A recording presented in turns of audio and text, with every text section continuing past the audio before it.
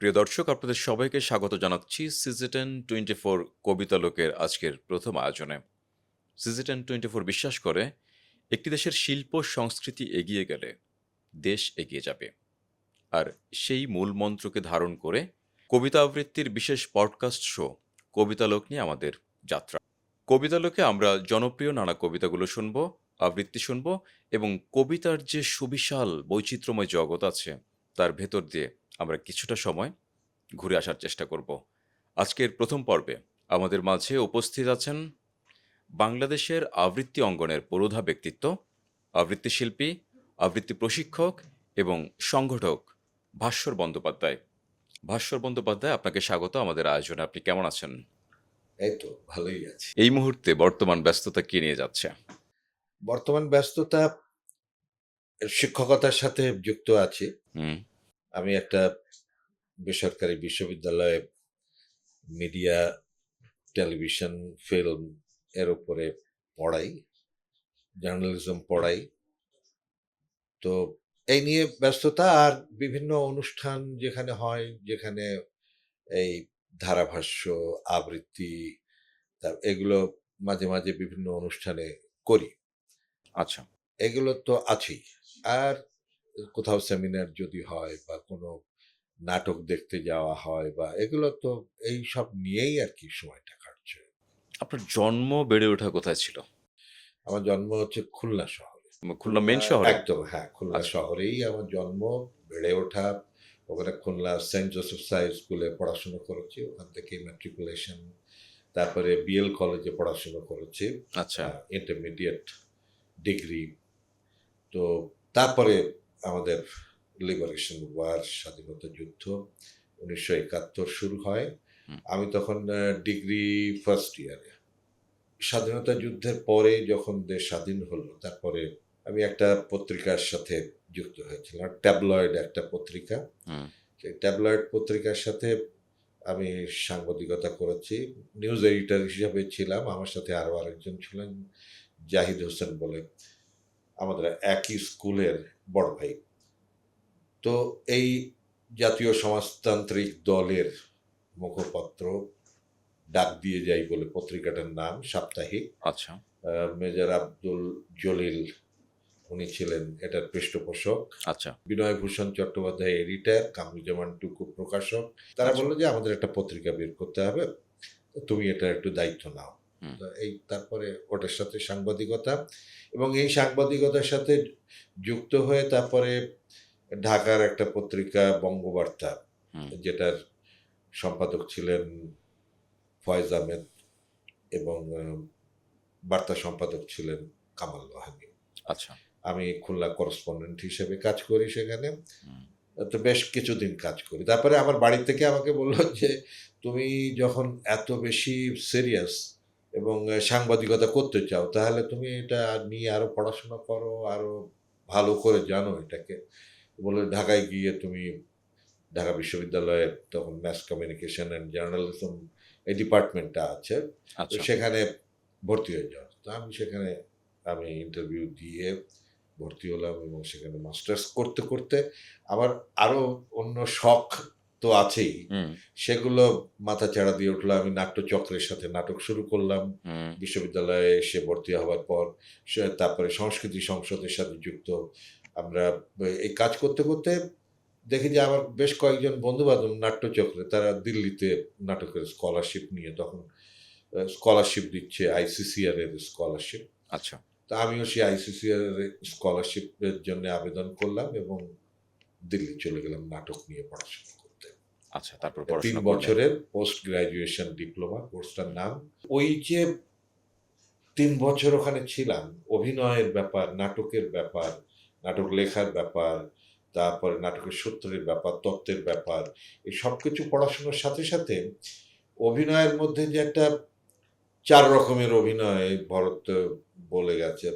তার মধ্যে বাচিক অভিনয় বলে একটা অংশ আছে। হুম। আঙ্গিক অভিনয়, বাচিক অভিনয়, আহার্য অভিনয় আর সাত্ত্বিক অভিনয়। এই ৪ প্রকারের অভিনয়। জি। তো এই বাচিক অভিনয়ের যে বিষয়গুলো আছে, হুম। ভয়েস অ্যান্ড স্পিচ, স্বর ও বাচন রীতি, সেটাকেই উপজীব্য করে আমি বাংলাদেশের ভোকাল একাডেমিতে তারাই আমাকে রিকোয়েস্ট করলো, অনুরোধ জানালো যে তুমি তো নাটকের কর্মশালা হচ্ছে, তুমি একটা আবৃত্তির কর্মশালা যদি আমাদেরকে করে দাও, মডিউল তৈরি করে দাও। আচ্ছা। তো মডিউল তৈরি করলাম হুম। 15 দিনের। এটা কত সালের কথা? এটা হচ্ছে 1983 সালের কথা। তার মানে আমাদের দেশে আবৃত্তির যে প্রশিক্ষণের বিষয় বা শেখার বিষয় এটি আপনার হাত ধরে শুরু হয়েছে। আমি এই সময়টা বলছি, তার আগে কিন্তু ওইভাবে সরকারিভাবে এবং একটা কোর্স মডিউল তৈরি করে আবৃত্তি বিষয়ের উপরে হুম। এরকম কোর্সের কথা আমি আগে শুনি। আচ্ছা। যারা হয়তো নিজেরা শিখেছে। তারপরে আমাদের যারা অগ্রজ যারা, হুম। তারা তো সব স্বশিক্ষিত। তারা কারা নিজেরা একটু নাম হ্যাঁ, শুনতে চাই?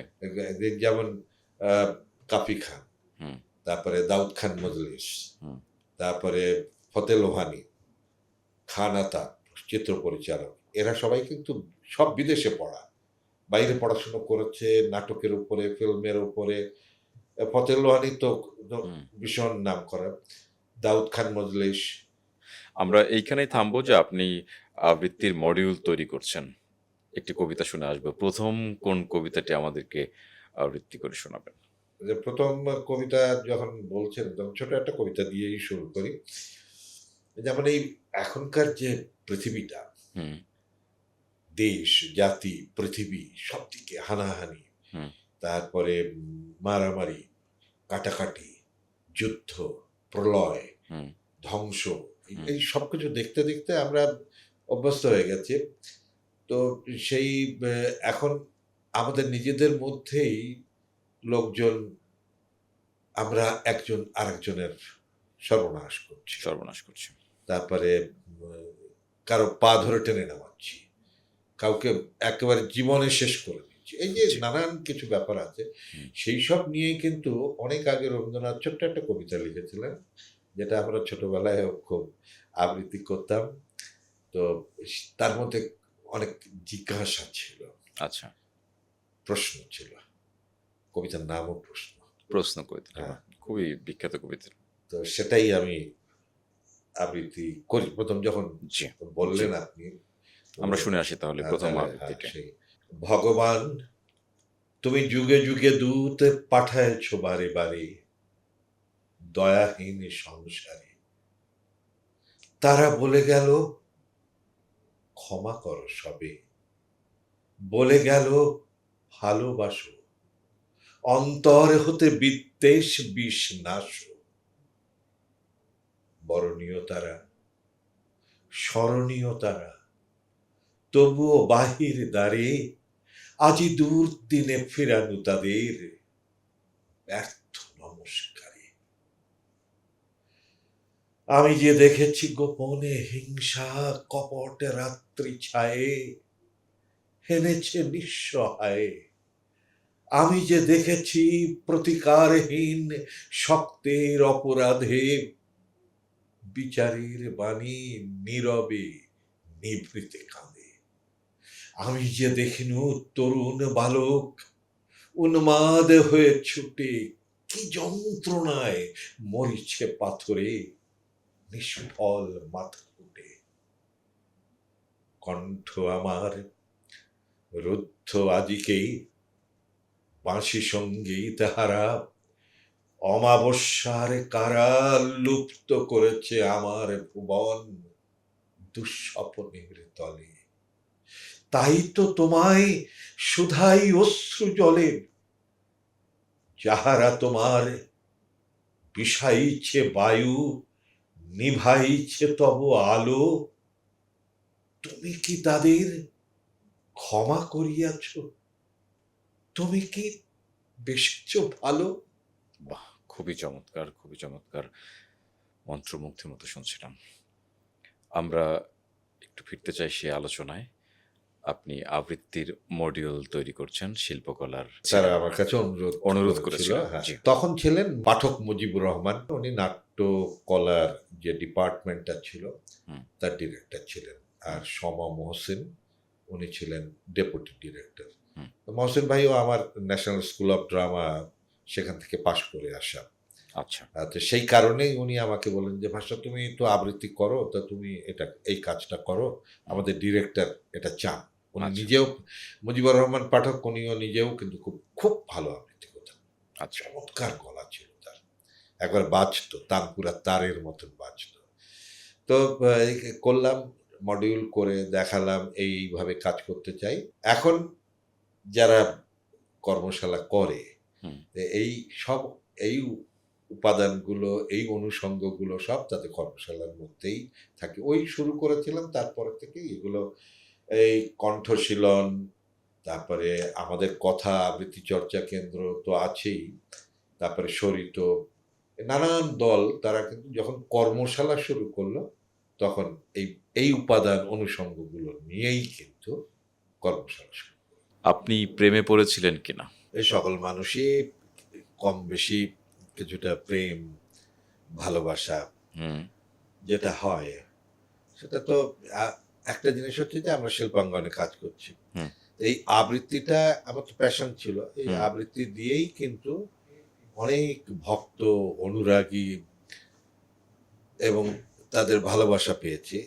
একেবারে নিপাট ভালোবাসা পেয়েছি এবং সেখান থেকে অনেকেই মানে প্রেম হুম, যেটাকে আপনি বলছেন, যে হুম, অর্থে হুম, মোটা হুম, দাগের হুম, প্রেমের হুম, কথা বলছেন, হুম, সেটা না। মানে অ্যা মানে মিশতে চেয়েছে সেইভাবে যে একজন শিল্পী, তারপরে তার একটা অন্যরকম একটা হুম, ক্যারিশম্যাটিক একটা ব্যাপার আছে। হুম, তো তার সাথে যদি একটু বসি, তার সাথে যদি একটু গল্প করি হুম, এবং তার কাছ থেকে যদি কিছু একটু শিখে যদি এই অঙ্গনে কাজ করতে পারি, এরকম একটা এই ধারণা নিয়ে কিন্তু অনেকেই হুম, মানে প্রপোজ হুম, করেছে হুম, কত হুম। কিছু। সেটা তো অনেক ঘটনা আছে, সেগুলো শুনি তো একটু আর ১ম গল্পের প্রপোজ এর ভেতরে কথা শুনি। আমি তখন ভারতে ন্যাশনাল স্কুল অফ ড্রামাতে পড়াশোনা করছি। মাঝে, মাঝেই আমরা বসে গল্প, আড্ডা। তো ওরা কোনক্রমে জানতে পেরেছিল যে আমি আবৃত্তি, কবিতা পড়ি। আচ্ছা। বলে, হুম, "यार सुनाओ, হুম, কবিতা শোনাও।" তো এই আমি তখন ভাষা তো আলাদা হুম, হিন্দিতে। কিন্তু আমি আবৃত্তি করছি জীবনানন্দ দাশের সেই ৮ বছর আগের একদিন। এটা মনে আছে এখন। আচ্ছা। যে ৮ বছর একদিন শুনিয়েছিলাম এক আসরে। মানে আমরা ওপেন এয়ারে বসে, বসে হুম, গল্প করছি। তো সেখানে ওই কবিতা আবৃত্তি শোনার পরে মানে সেখানে যারা ভারতীয় মানে কিছু যারা হিন্দি ভাষী আচ্ছা। তারা তো সরাসরি মানে বুঝলো কি না বুঝলো কিন্তু এই যে আমার যে আবেগ এবং যা কিছু কাজ করছে আবৃত্তি করতে গিয়ে সেগুলো যে বুঝে এখন সরাসরি প্রেমের অফার একদম। প্রস্তাব। কি বলেছিল এসে? হ্যাঁ, না বলার কিছু না। বলে যে यार कैसे तुम इतना अच्छा बढ़िया रेसिटेशन करते हो? হুম, कैसे मतलब हम तो समझते नहीं। হুম, अ, मगर समझते हैं क्या तुम बोलना चाहती हो। হুম, তো এই মানে আমি কি বলতে চাচ্ছি হুম, সেটার ইয়েটা চোখ মুখ দেখে এবং শব্দ উচ্চারণ দেখে বুঝতে পারছে। তো এইটাই তার কাছে একটা ভালো লাগা। সেটাই থেকেই সে প্রপোজ করেছিল হুম। আরকি। তারপরে আপনি কি করেছিলেন? আমি না তারপরে তো বন্ধুত্ব, তারপর তার একটা আলাদা স্পেশাল রিলেশনশিপ তৈরি হয়। এটা ১ম যেটা হয় প্রত্যেক হুম, মানুষের হুম, ক্ষেত্রেই হুম। আরকি। প্রেমের কবিতা শুনবো একটা। আচ্ছা। রবীন্দ্রনাথের একটা হুম, প্রেমের কবিতাই বলি। যে কবিতাটার নাম হচ্ছে 'চিরায়মানা' আচ্ছা। ইটারনাল। যেমন আছো তেমনি এসো, আর করো না সাজ। বেণী না হয় এলিয়ে রবে, সিধে না হয় বাঁকা রবে। নাই বা হলো পত্র লেখায় সকল কারুকাজ। কাঁচল যদি শিথিল থাকে, নাই কোথায় লাজ। যেমন আছো তেমনি এসো, আর করো না সাজ। এসো দ্রুত চরণ দুটি তৃণের পরে ফেলে, ভয় করো না অলক্ত রাগ মোছে যদি মুছিয়া যাক, নূপুর যদি খুলে পড়ে না হয় রেখে এলে, খেদ করো না মালা হতে মুক্তা খসে গেলে। এসো দ্রুত চরণ দুটি তৃণের পরে ফেলে। হ্যাঁ গো ওই আঁধার হলো আকাশ ঢাকে মেঘে, ওপার হতে দলে দলে বকের শ্রেণী উড়ে চলে, থেকে থেকে শূন্য মাঠে বাতাস ওঠে জেগে, ওই রে গ্রামের গোষ্ঠ মুখে ধেনুরা ধায় বেগে, হ্যাঁ গো ওই আঁধার হলো আকাশ ঢাকে মেঘে। প্রদীপ এখানে নিভে যাবে, মিথ্যে কেন জানো, কে দেখতে পায় চোখের কাছে, কাজল আছে কি না আছে, তরলতব সজল দিঠি মেঘের চেয়ে কালো, আখির পাতা যেমন আছে এমনি থাকা ভালো, কাজল দিতে প্রদীপ এখানে মিথ্যে কেন জালো, এসো হেসে সহজ বেশে আর করোনা সাজ, গাঁথা যদি না হয় মালা, ক্ষতি তাহে নাই গো বালা, ভূষণে যদি না হয় সারা, ভূষণে নাই কাজ, মেঘে মগন পূর্ব গগনে বেলা নাই রে আজ, এসো হেসে সহজ বেশে নাই বা হলো সাজ। বাহ, খুবই চমৎকার। যিনি আপনার সহধর্মিণী আছেন, ওনার সাথে পরিচয়টা কিভাবে? ওনার সাথে পরিচয় সংস্কৃতি সংসদের মধ্যে দিয়ে। সেটা হচ্ছে 1977 সালে আমরা একসাথে কাজ করছি, এবং তখন এই তার সাথে পরিচয়, সে নাচ করে, লায়লা হাসানের সাথে নাচ করে। হুম। তো সে অ্যাপ্লাই করেছে স্কলারশিপের জন্য, আমিও অ্যাপ্লাই করেছি। আমি ওই একসাথে আমরা যে সব ইন্টারভিউ দিচ্ছি হুম। শিল্পকলা একাডেমিতে। হুম। তো তখন বলে যে ওর যে আবেদনপত্র সেটা মন্ত্রণালয় থেকে হারিয়ে ফেলেছে, আচ্ছা পাচ্ছে না খুঁজে। আচ্ছা আচ্ছা। তখন বলছে বলে এক্ষুনি আপনি একটা কাগজে, সাদা কাগজে আবেদনপত্রটা লিখে দেন। হুম। তো তখন আমি সেই আবেদনপত্রটা লিখে দিয়েছিলাম। আচ্ছা। তারপরে সে গেল শান্তিনিকেতনে নাচের উপরে কোর্স করার জন্য, হুম। এই অনার্স মাস্টার্স। আমি তো দিল্লিতে চলে গেলাম। হুম। দিল্লি থেকে এসে আবার জার্নালিজমের পরীক্ষা দিয়েছি, মাস্টার্সের পরীক্ষা। আচ্ছা যে যদি না নাটকে পয়সা যদি না পাওয়া যায়, আচ্ছা, তো ওই সাংবাদিকতাই ওই সেটাই করতে হবে। করতে হবে। তো অতএব মাস্টার্সটা অন্তত করে রাখি, হুম। কোথাও চাকরি টাকরি এটা ওটা হুম। হুম। জীবনে। হুম। তো যাই হোক, তো সেটা করে নিয়েছিলাম ওই 6 মাস পরে ফিরে এসে। হুম। তো এই তার সাথে পরিচয়, এবং তারপরে ওই শান্তিনিকেতনে গেছি, তার সাথে তখন দেখা হয়নি, কিন্তু হুম। ফিরে এসে যখন দেশে ফিরে এলাম, হুম। তখন একবার প্রস্তাব, কে দিয়েছিল প্রস্তাব? হ্যাঁ, প্রস্তাব আবার ওই তাদের পরিবারের লোকজন, পরিবার একদম পারিবারিক ভাবে চলে গেলেন। পারিবারিক ভাবে, হ্যাঁ। তো আপনাদের নিজেদের মধ্যে কি কোনো না, আদান সেরকম প্রদান? যেটা ওই যে প্রণয় বা ভালোবাসা, প্রেম, হুম। ওই রকম করবার সুযোগটা মানে হয়নি। আমরা হয়নি আর কি। আচ্ছা আচ্ছা। কারণ আমরা দুইজনে দুই জায়গায় ছিলাম। হয়তো যদি একই ইনস্টিটিউটে থাকতাম তাহলে হয়তো ব্যাপারটা, ঘটনাটা ঘটতো। পরিবার এটা কিভাবে অনুভব করলো যে দুজনকে আমরা একসাথে করে দিই? ওদের পরিবারের থেকেই বলো যে এই ছেলেটা এই এই সংস্কৃতি অঙ্গনের সাথে যুক্ত আছে, হুম। তো এর সাথে যদি হুম। যোগটা করে দেওয়া যায় আচ্ছা, তাহলে ভালোই। এবার একটি বিরহের কবিতা। কবি নির্মলেন্দু গুণের একটা কবিতা, ওটা কিছু নয়। এইবার হাত দাও, টের পাচ্ছ আমার অস্তিত্ব, পাচ্ছ না? একটু দাঁড়াও, আমি তৈরি হয়ে নিই, এইবার হাত দাও, টের পাচ্ছ আমার অস্তিত্ব, পাচ্ছ না?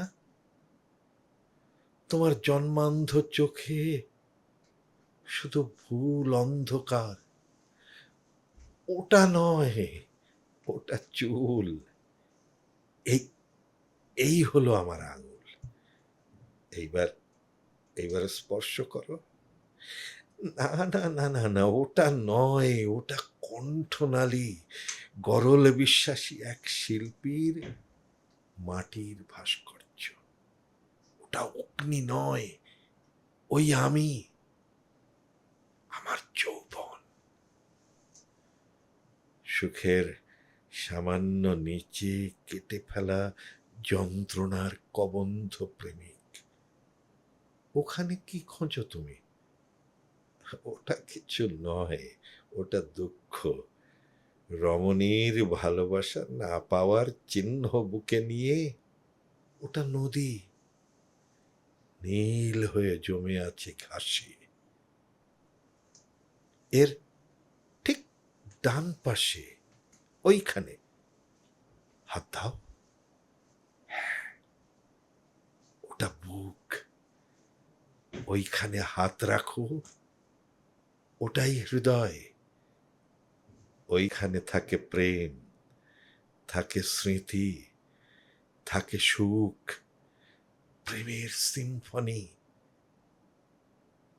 ওই বুকে প্রেম ছিল, স্মৃতি ছিল, সব ছিল। তুমি থাকনি। খুবই চমৎকার, খুবই চমৎকার। আপনার পরিবার সম্পর্কে জানতে চাই। পরিবারে কে কে আছেন? আমার পরিবার, আমার এক কন্যা, হুম। স্ত্রী, আমি, ৩ জন। আচ্ছা। কন্যা কি আবৃত্তির সাথে জড়িত? কন্যা আবৃত্তি করতে পারে কিন্তু সে একদমই আবৃত্তি করে না। সে নাচের সাথে যুক্ত। মার সাথে মা নাচ করে হুম। এবং ছায়ানটের টিচার এবং দেশে বিদেশে নাচের অনুষ্ঠানগুলোতে সে যায়। তার মানে যাবে এই সংস্কৃতি ব্যালের কেন্দ্রিকই উপরে আছে। কাজ করতে, হ্যাঁ, নাচের ওনার নাম জানতে চাই। ওর নাম হচ্ছে সুদেষ্ণা স্বয়ংপ্রভা তাথই। আপনার সহধর্মিণীর নাম? শর্মিলা বন্দ্যোপাধ্যায়। আচ্ছা। তারপর আপনার প্রিয় কবি? প্রিয় কবি রবীন্দ্রনাথ, নজরুল, জীবনানন্দ, এই ৩ জনের নাম সবার আগে বলতে হয়। তারপরে তো আধুনিক কবি যারা আছেন, হুম। তাদের ৩০-এর দশকের কবি, হুম। আমাদের ৫০-এর দশকের কবি যারা আছেন, হুম। শামসুর রহমান থেকে শুরু করে, আবুল হোসেন থেকে শুরু করে, আহসান হাবীব থেকে শুরু, মানে কবিতে কোনো এক অনেক প্রিয় কবিতে কবি এক এক কবিতে কবিতে। কখনো মানে সীমাবদ্ধ থাকা যায় না। কেননা প্রিয় এক কবি এত ভালো, ভালো কবিতা লিখেছেন কখনো, কখনো সেই কবিতাগুলো আমরা আবৃত্তি করি ভালো লাগে বলে। এরকম কোনো প্রিয় কবিতা আছে যে আপনি যখন একা থাকেন, আনমনে থাকেন তখন নিজে, নিজে আবৃত্তি করে ওঠেন?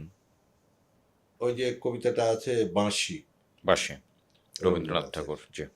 কিনুগোয়ালার গলি, সে কিনুগোয়ালার গলি, দোতলা বাড়ির লোহার গরাদে দেওয়া একতলা ঘর পথের ধারেই। লোনাধরা দেয়ালেতে মাঝে, মাঝে ধসে গেছে বালি, মাঝে, মাঝে শ্যাঁতা পড়া দাগ। মার্কিন থানের মার্কা একখানা ছবি, সিদ্ধিদাতা কলেজের দরজার পরে আড্ডা। আমি ছাড়া ঘরে থাকে আরেকটা জীব, এক ভাড়াতে, সেটা টিকটিকি। আমার সঙ্গে তফাৎ এই শুধু, নেই তার অন্যের অভাব। বেতন ২৫ টাকা, সদাগরি আপিসের কনিষ্ঠ কেরানি, খেতে পাই দত্তদের বাড়ির ছেলেকে পড়িয়ে। এটুকুই বললাম। হুম, খুবই চমৎকার, খুবই চমৎকার। তারপর হচ্ছে প্রিয় আবৃত্তি শিল্পী কে? প্রিয় আবৃত্তি শিল্পী একজনের কথা বলবো না, মানে হুম। এক একজনের রকমটা, কয়েকটি নাম আমরা শৈলীটা শুনতে তো চাই বলুন। আলাদা না। যেমন আমি ১ম মানে ভালো লাগার ইয়েটা তৈরি হয়েছিল সৌম্য মিত্রের আবৃত্তি শুনে। আচ্ছা। তারপরে আকাশবাণীতে শুনতাম হুম। এবং আকাশবাণীতে কাজ করতেন কাজী সব্যসাচী। শম্ভু মিত্রের কোন কবিতাটা শুনেছিলেন মনে আছে? ওই যে ৮ বছর আগের ৮ একদিন, বছর আগের একদিন। আরো কবিতা আছে সেগুলো আর হুম। বলছি না। হুম। যেমন ওই আকাশলীনা, জি। সুরঞ্জনা, ওইখানে যেও না কো তুমি, হুম। এই কবিতা। তারপরে ২০ বছর পরে আবার যদি দেখা হয় তোমার আচ্ছা। সাথে। এই যে এই কবিতাগুলো তো একটা অন্যরকম মাদকতা, মানে ভেতর জীবনানন্দ দাশ আমাকে হন্ট করে ভীষণভাবে। আচ্ছা।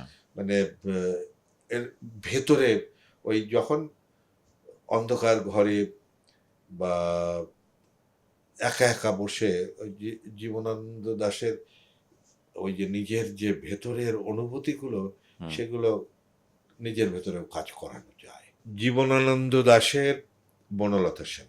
হাজার বছর ধরে আমি পথ হাঁটিতেছি পৃথিবীর পথে। সিংহল সমুদ্র থেকে নিশীথের অন্ধকারে, মালয় সাগরে অনেক ঘুরেছি আমি। বিম্বিসার অশোকের ধূসর জগতে, সেখানে ছিলাম আমি। আরো দূর অন্ধকারে বিদর্ভ নগরে আমি ক্লান্ত প্রাণ এক, চারিদিকে জীবনের সমুদ্র সফেন, আমার দুদণ্ড শান্তি দিয়েছিল নাটোরের বনলতা সেন। চুল তার কবেকার অন্ধকার বিদিশার নিষাদ, মুখ তার শ্রাবস্তের কারুকার্য, অতি দূর সমুদ্রের পর হাল ভেঙে যে নাবিক হারায়েছে দিশা, সবুজ ঘাসের দেশে যখন সে চোখে দেখে দারুচিনি দ্বীপের ভিতর, তেমনি দেখেছি তার অন্ধকারে। বলেছে সে, এতদিন কোথায় ছিলেন? পাখির নিড়ের মতো চোখ তুলে নাটোরের বনলতা সেন। সমস্ত দিনের শেষে শিশিরের শব্দের মতন সন্ধ্যা আসে, ডানার রৌদ্রের গন্ধ মুছে ফেলে চিল, পৃথিবীর সব রং নিভে গেলে পাণ্ডুলিপি করে আয়োজন। তখন গল্পের তরে জোনাকির রঙে ঝিলমিল, সব পাখি ঘরে আসে, সব নদী ফুরায় জীবনের সব লেনদেন, থাকে শুধু অন্ধকার, মুখোমুখি বসিবার বনলতা সেন। আপনার প্রিয় ব্যক্তিত্বকে? আমার বাবাকে খুব করে আমি মনে করি, আচ্ছা, আচ্ছা। মানে আমার প্রিয় একটা মানুষ হিসেবে। আপনি চেয়েছেন, পাননি, এরকম কি আছে? আহ, এই যে বড় লেখক হতে চেয়েছিলাম, কিন্তু পরে দেখলাম যে কবিতা লিখে হুম, আমি খুব বেশি এগোতে বড় পারবেন না। একজন কবি হতে পারবো না। আচ্ছা, কেন এটি মনে হলো? এটা মনে হয়েছে যে আমি যখন অন্যদের কবিতা পড়তাম, হুম, তাহলে তাদের ভেতরে যেভাবে অনুভূতিগুলো আসে শব্দের মধ্যে দিয়ে, হুম, কবিতার মধ্যে, হুম। সেই রকম আমি, আমার দ্বারা হবে না হবে আশা না। করি। আপনি তো দেশ এবং দেশের প্রত্যন্ত অঞ্চলে বিভিন্ন জায়গায় তরুণ যারা আছেন, নতুন শিখছেন যারা, তাদের ক্লাস নিচ্ছেন, তাদেরকে প্রশিক্ষণ দিচ্ছেন, শেখাচ্ছেন। তরুণদের মধ্যে সম্ভাবনা কেমন দেখছেন? না, ভালো যেসব তরুণদের সম্ভাবনা আছে বেশ কিছু আমি তো নতুনদের মধ্যে দেখেছি, হুম, মানে চর্চা করছে এরকম হুম। বেশ কিছু ছেলে মেয়ে আমার চোখে পড়েছে। আচ্ছা। এটা আমার কাছে ভালোই লাগছে। বেশ বেশ অনেকজন আছে ভালো আবৃত্তি করে। এরকম কি কোনো কথা আছে আপনার ভেতরে যেটি আপনি বলতে পারেননি আজও পর্যন্ত এবং ইচ্ছে হয় বলার জন্য? মানে মনে মনে যে বড় বড় মনীষীদের জীবন কাহিনী পড়েছি, তারপরে তাদের জীবনে যারা, যে মানুষগুলোর সাথে তাদের সংস্রব বা সংযোগ ঘটেছে, তাদের জীবনী পড়ে আমার মনে হয়েছে যে যদি এদের মতন এরকম মনীষী জীবন যাপন করতে পারতাম, তখন মনে হয়েছে যে না, এদের ধারে কাছেও যেতে পারবো না। কেননা আমরা ওই ওই পর্যায়ের আহ, মানুষ এখনো তৈরি হয়নি। কেননা তাদের যে অবদান, তাদের যে ডিভোশন, ডেডিকেশন, যে একেবারে নিবেদন যেটা ছিল জীবনের প্রতি, হুম, তারপরে মানুষের প্রতি, হুম। তারপরে সব কিছু দেওয়ার জন্য সবাই, এই যে ভালো মানুষরা সব দিতে খুব ভালোবাসতেন, আমরা সেই দেওয়াটা এখনো পর্যন্ত ভালো করে শিখিনি। মানে মানুষকে দিতে পারলে কিন্তু তাদের আরো বেশি আনন্দ হতো। আমরা দীর্ঘক্ষণ ধরে কথা বলছি এবং আপনার আবৃত্তি শুনছি। শেষ দিকে চলে এসেছি আমরা। যেটি জানতে চাই, সিটিজেন 24, সিটিজেন জার্নাল 24 এর যে কবিতা লোক আয়োজন, আবৃত্তি নিয়ে যে পডকাস্ট আয়োজন, এই আয়োজনটি নিয়ে আপনি কি বলতে চান? বা এই আয়োজনটিকে আপনি খুব কিভাবে মূল্যায়ন ভালো। করতে চান? সিটিজেন জার্নাল 24 এরা যে ভেবেছে কবিতাকে নিয়ে একটা আসর এরকম করা যেতে পারে, কাউকে কাউকে ডেকে এনে তাদের মুখ দিয়ে তাদের অভিজ্ঞতা, তারপরে তাদের ভাবনা, তাদের আবৃত্তি, তারপরে আবৃত্তি নিয়ে এবং কবিতা নিয়ে আরো কি, মানে নতুন নতুন পথ তৈরি হতে পারে, সেই সবগুলো যে এরকম একটা প্রতিষ্ঠানের থেকে এই কবিতা লোক এই ভাবনাগুলো এই কথার মধ্যে দিয়ে উঠে আসছে, তো সেটা আমার কাছে বেশ ভালো লাগছে। নতুনত্ব আছে। সংক্ষেপে যদি প্রকাশ করতে চান আপনার এই মুহূর্তের অনুভূতি আমাদের স্টুডিওতে এসে। খুব খুব ভালো লাগছে, সুন্দর করে স্টুডিও সাজানো, স্টুডিও, তারপরে যন্ত্রপাতি একদম নতুন চকচকা এবং কথা বলে ভালো লাগছে। তো সব মিলে তো সত্যি ভালো লাগছে। অনেক, অনেক ধন্যবাদ ভাস্কর বন্দ্যোপাধ্যায় আপনাকে। আপনার মূল্যবান সময় এবং আবৃত্তি আমাদেরকে সমৃদ্ধ করেছে। আপনি দীর্ঘক্ষণ আমাদের সময় দিয়েছেন। আপনি ভালো থাকবেন। প্রিয় দর্শক, বিদায় নিচ্ছি কবিতা লোকের ১ম পর্ব থেকে। আগামী পর্বে অন্য কোনো অতিথিকে সাথে নিয়ে যথারীতি কবিতা আবৃত্তি এবং কথোপকথনের মাধ্যমে আমরা আপনাদের সামনে হাজির হব। সে পর্যন্ত সবাই ভালো থাকবেন, সুন্দর থাকবেন, সুস্থ থাকবেন। সিজিটেন 24 এর কবিতা লোকের সাথেই থাকবেন। সবাইকে কবিতাময় শুভেচ্ছা।